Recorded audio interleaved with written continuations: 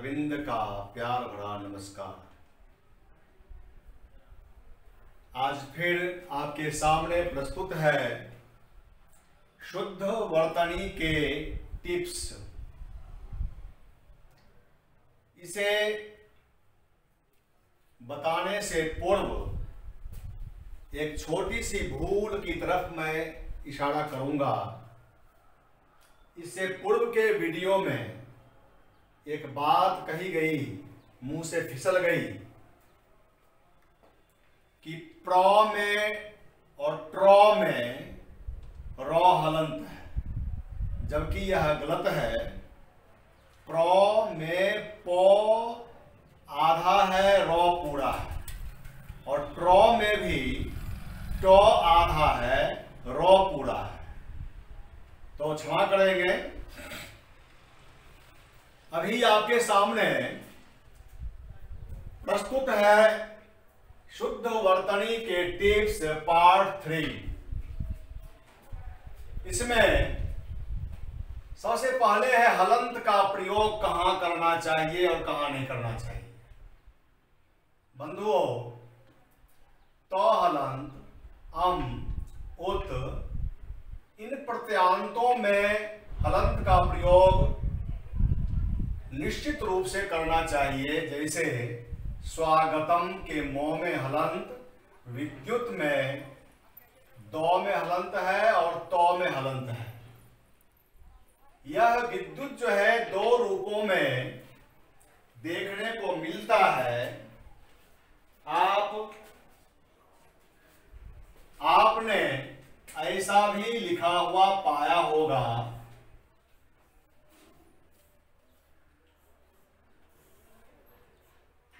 इस तरह से लिखा हुआ है।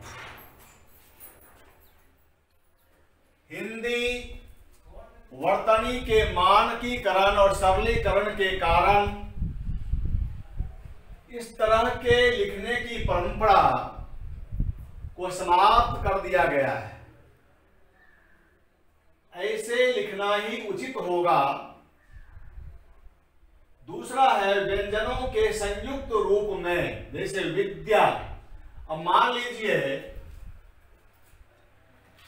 बहुत सारे बच्चे विद्या को विधा लिख देते हैं, विधा लिख देते हैं। यह सर्वथा गलत है। तो यह कंफ्यूजन ना हो, इस तरह से लिखने में परेशानी होती है। इसलिए एनसीईआरटी ने यह अपील करते हुए कहा है कि अगर बच्चे ऐसे ही लिखें तो कहीं किसी तरह की कोई गलतफहमी नहीं होगी, समझने में भी आसानी होगी। वैसे ही शुद्ध में देख रहे हैं दो में हलंत किया हुआ है, द्वारा में भी दो में हलंत लगाया हुआ है। तो व्यंजन जो स्वर रहित है, जब उसका किसी अन्य व्यंजन से संयुक्त करते हैं, जोड़ते हैं, संयोग करते हैं, तो हम जो शुद्ध व्यंजन है, यानी आधा जिसको कहते हैं, आधा व्यंजन, उस व्यंजन को पूरा लिख करके नीचे में हलंत का प्रयोग करना चाहिए। इसके बाद है मान, वान, हान प्रत्यांत में भी नौ में हलंत का प्रयोग करना चाहिए। आपके सामने हमने एक शब्द रखा है श्रीमान। अगर इसमें इसके नौ में हलंत का प्रयोग आप नहीं करते हैं तो फिर यह द्वंद्व समास का समस्त पद बन जाता है। श्रीमान, श्री का मतलब होता है लक्ष्मी और मान का मतलब प्रतिष्ठा।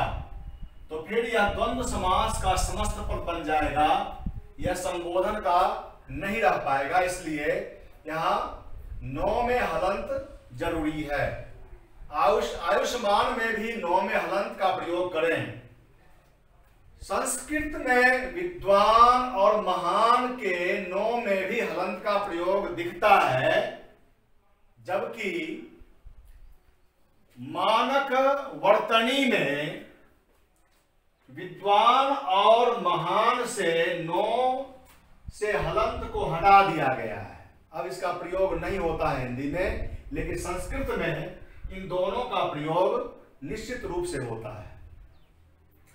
अब कुछ ऐसे शब्दों का प्रयोग यहां किया गया है, थोड़ा सा व्यंग्य के लहजे में यह कहूं तो बहुत सारे स्कूलों के साइन बोर्ड पर लिखा मिलता है, यहां प्रथम से दशम तक की पढ़ाई होती है। दशम मो में हलंत का प्रयोग लोग कर बैठते हैं, जो सर्वथा अनुचित है। प्रथम, पंचम, षष्ठम, सप्तम, अष्टम, नवम, दशम। आपने देखा कि मो का पूरा उच्चारण हो रहा है, इसलिए इसमें हलंत का प्रयोग कभी नहीं करना चाहिए। आप प्रथम, पंचम, षष्ठम, सप्तम, अष्टम, नवम और दशम में भूल करके भी हलंत का प्रयोग न करें। अब देखिए, कुछ आपके सामने ऐसे शब्द भी दिए गए हैं जो इसी रूप में प्रचलित हैं, ज्यादा सटीक भी हैं, सही हैं।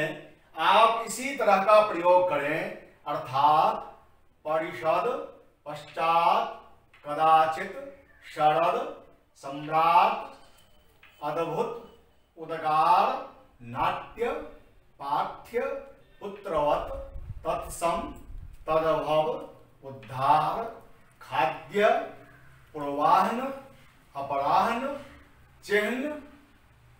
चिह्न यहां आया है तो एक बात याद आ गई।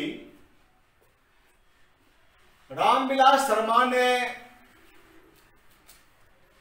जिस पत्रिका का संपादन किया, उस पत्रिका का नाम है विराम चिन्ह, और उन्होंने चिन्ह का प्रयोग किया है, चिन्ह लिखा है।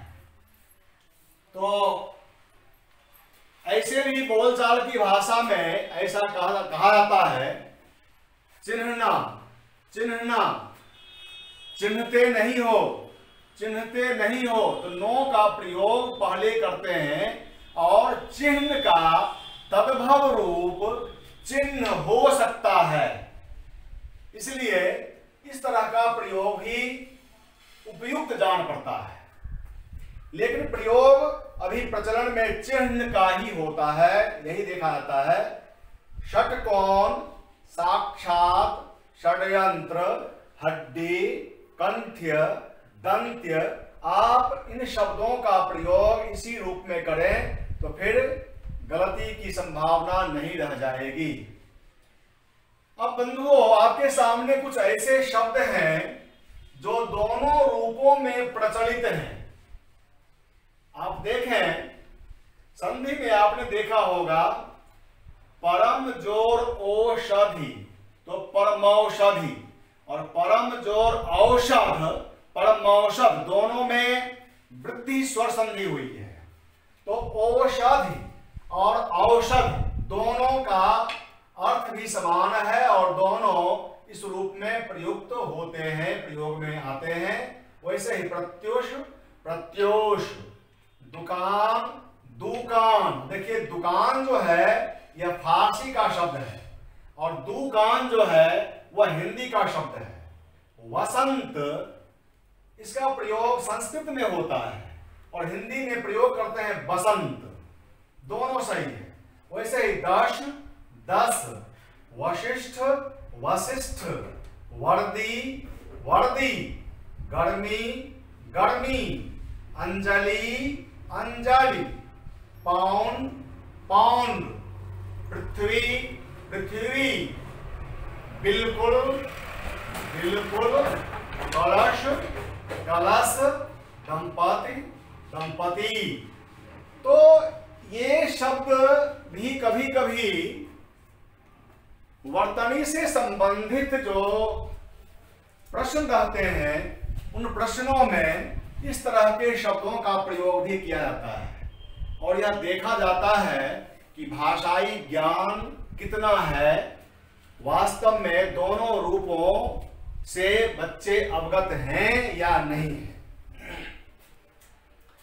तो एक विनम्र प्रार्थना मैं यही करना चाहूंगा कि आपको यदि परीक्षोपयोगी ये बातें लग रही हैं तो निश्चित रूप से आप अपने अगल बगल के छात्र छात्राओं में भी इसे फैलाएं, बांटें, ताकि ज्ञान का प्रसार हो। और यह जो मुहिम है कि हिंदी जन जन की भाषा हो जाए, हर प्रांत की भाषा हो जाए और सभी शुद्ध लिखें, शुद्ध बोलें, तो इस मुहिम में आपसे विनम्र प्रार्थना है कि साथ दें, जरूर साथ दें और निश्चित रूप से हम सफल होंगे और आप भी अपने लक्ष्य को प्राप्त करें, यही मेरी शुभकामना है। दूसरे अंक से अब हम वाक्य से संबंधित कहां कहां कॉमन एरर होता है और क्यों होता है, उससे संबंधित बात करेंगे। निश्चित रूप से कम 10 से 15 अंक तो इसके होंगे ही और मेरा यह आत्मविश्वास है कि निश्चित रूप से यदि आप उसमें भाग लेते हैं, देखते हैं, सही सही गुनते हैं, तो निश्चित रूप से सफलता आपके चरणों को चूमेगी। बहुत बहुत धन्यवाद।